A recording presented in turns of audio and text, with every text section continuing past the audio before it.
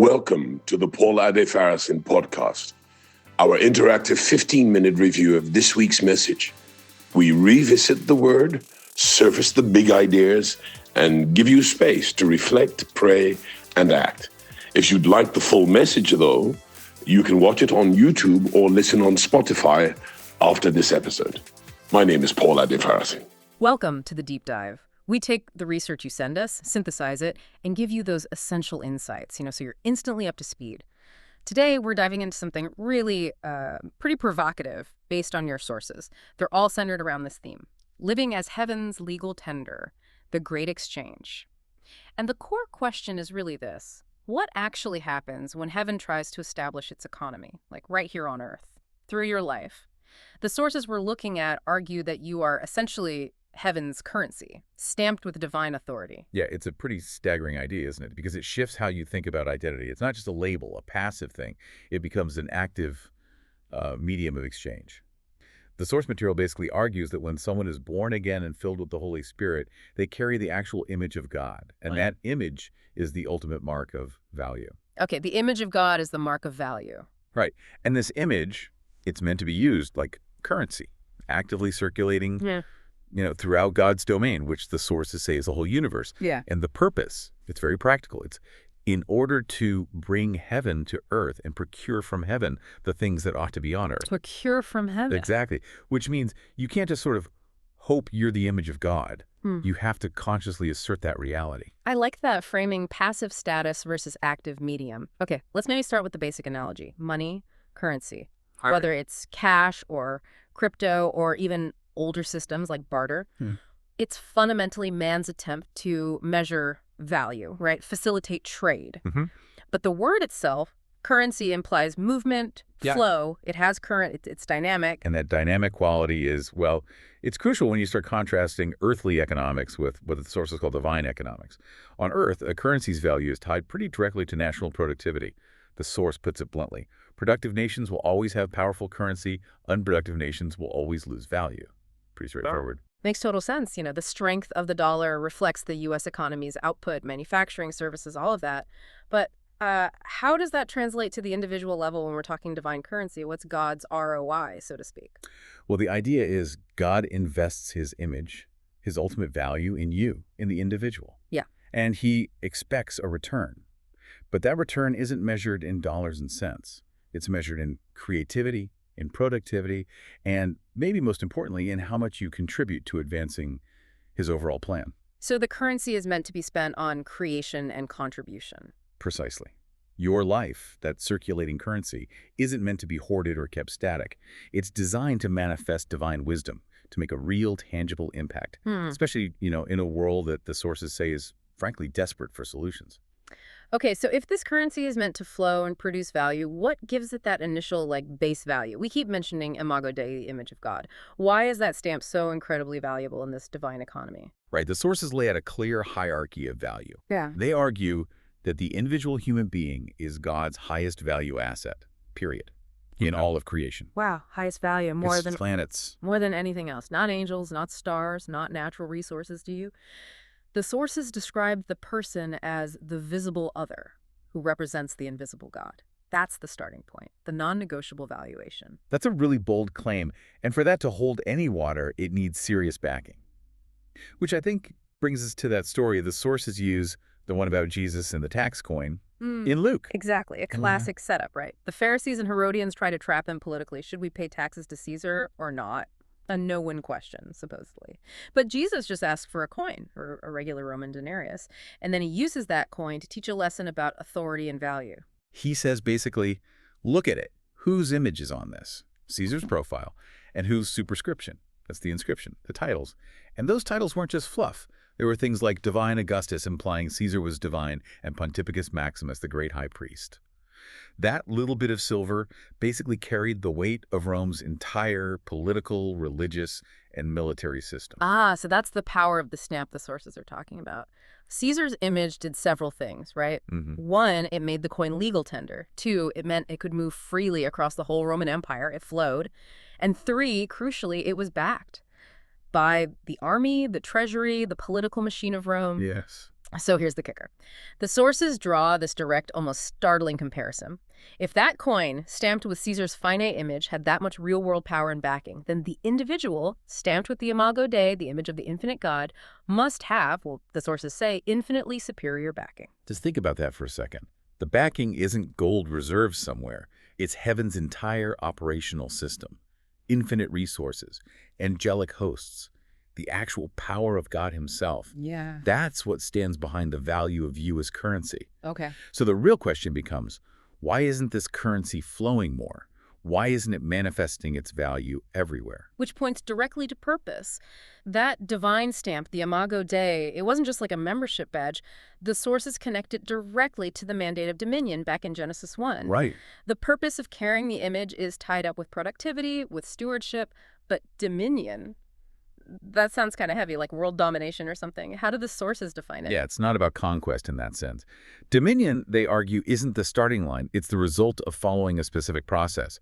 They actually break down what they call the job description for dominion. A job description. Okay, what's involved? 4 steps in order. First, be fruitful. That means develop your internal capacity, your potential. Second, multiply. Reproduce that capacity, share it. Third, fill the earth. Expand your influence to cover ground. And only then, fourth, subdue the earth, which means manage, organize, bring order to your sphere. Fruitful, multiply, fill, subdue. Got it. And here's the really key insight they offer, how humans achieve this. Our primary weapon for dominion isn't physical strength like a lion or speed like a cheetah. It's not sharp eyesight like an eagle. Our specific tool, the one we're designed to use, is the mind. Reason, intellect, wisdom. The ability to think abstractly, plan, create systems. That's the dominion tool. The mind as the dominion tool, that clicks with something you mentioned earlier, the thermostat idea. But okay, if the goal is productivity using the mind, why do we see, well, situations where this image of God seems to be struggling to produce that kind of return? This is where the sources get very practical, applying the spiritual framework to real-world economic and social issues. They specifically look at the context of certain nations, the example often used is Nigeria, to show what happens systemically when the image of God collectively fails to be productive in this way. Right. I remember reading that there's a real lament about brain drain, losing the best and brightest because of poverty at home, forcing talented people to become, as the source says, second-class citizens in foreign fields. Exactly. And the critique is sharp. They argue that things like a weak national currency, systemic corruption, these aren't just political problems. They reflect a deeper failure. A lack of discipline, value-adding productivity. They point to examples like, say, a region producing maybe 70% of the world's cocoa beans, but controlling less than 5% of the chocolate industry's total value. Why?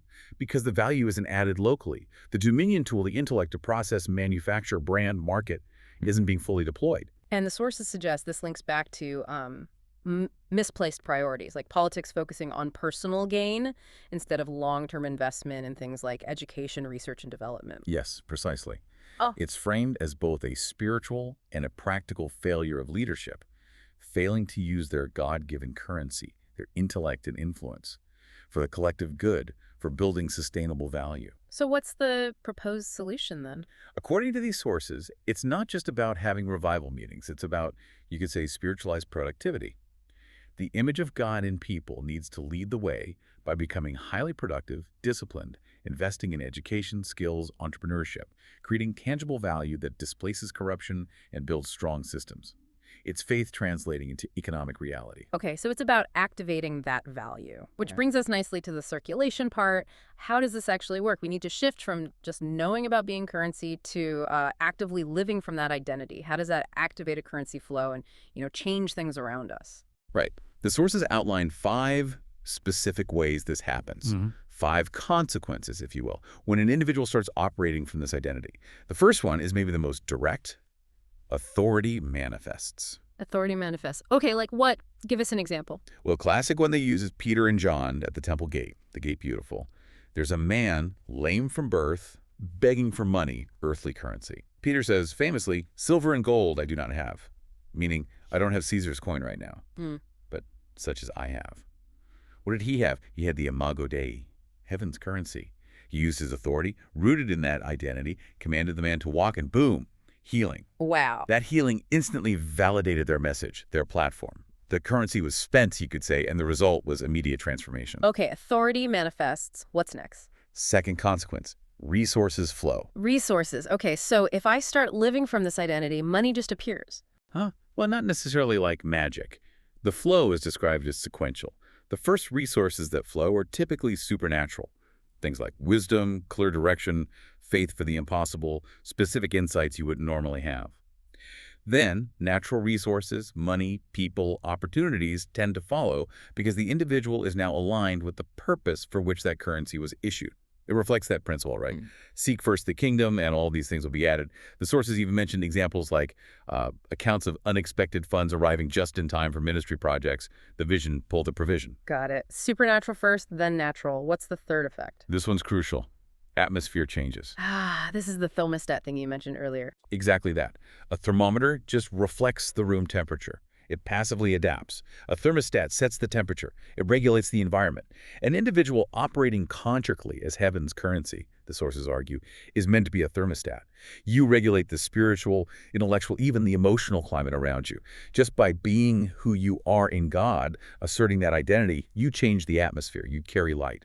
And as the source says, darkness runs at the speed of light when light shows up. Changes the whole feel of a place. Okay. Right. And number 4, that leads directly from the changed atmosphere. Kingdom culture advances. Kingdom culture, meaning? Meaning the practical results of that regulated atmosphere. If the thermostat is working, the culture it produces is one reflecting heaven's values. Integrity, honesty, justice, excellence, service. This culture naturally starts to displace the prevailing norms of corruption, apathy, or low standards that often characterize low productivity environments. It's heaven's standard pushing out substandard ways. Right, pushing out the old norms. And the fifth consequence, you said it sounds massive. It really does. Number 5 is creation responds. The whole of creation. That's the idea. The source points to Romans 8:19. The earnest expectation of the creature waits for the manifestation of the sons of God.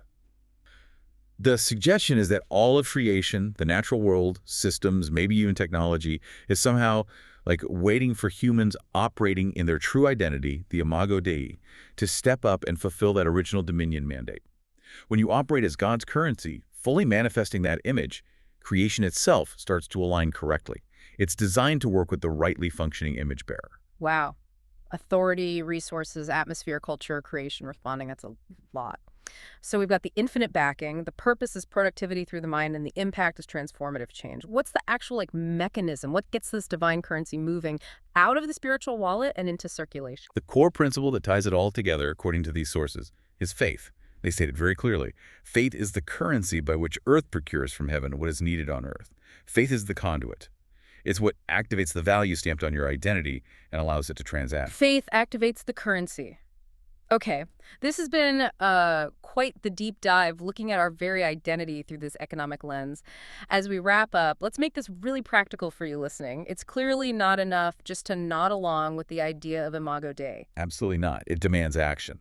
The sources suggest a few key steps. First, really seek a deep personal revelation, not just head knowledge that you are heaven's legal tender. Let that sink in. Second, and this is crucial, stop living for identity. Stop trying to earn your worth or prove yourself through accomplishments. Instead, start living from the identity you already have in Christ. Operate from that place of value. Living from, not for. I like that. What else? Third, exercise the authority that comes with that identity. Like any resource, if you don't use it, it's dormant. It's that use it or lose it principle applied spiritually. If the currency doesn't circulate, its potential is locked up. Right, use the authority. And finally, stay connected. Productivity isn't automatic. The sources constantly circle back to John 15, abiding in the vine. Bearing fruit, being productive, is entirely dependent on staying connected to the source, Jesus, his word. That's what maintains the value and flow of the currency. Connection is key. And maybe one more thing related to productivity. Embrace hard work, but distinguish it from toil. The sources contrast frustrating, cursed toil with purposeful, disciplined, even joyful effort. Things like entrepreneurship, getting educated, mastering skills, these aren't unspiritual. They're seen as vital ways the image of God manifests, builds value, and transforms environments. It's a spiritual mandate. A spiritual mandate for productive work. Okay, so here's a final thought to leave you with, drawn from all this. If the enemy's oldest trick, going way back, is essentially to offer you what you already possess, to convince you that you lack the very value, the very identity God has already stamped on you, then maybe ask yourself, how much of your energy, your daily struggle, is actually spent fighting to obtain something you already own? Right. Think about the garden. The enemy didn't offer Adam and Eve something alien. He essentially said, do this and I'll make you like God. He was trying to sell them their own furniture, so to speak. You were already made in the image. The failure wasn't in lacking value. It was perhaps in not understanding and circulating the divine currency you already possessed. Something to think about. Thank you for listening. To go deeper, watch the full message on YouTube or listen to the full-length sermon on Spotify.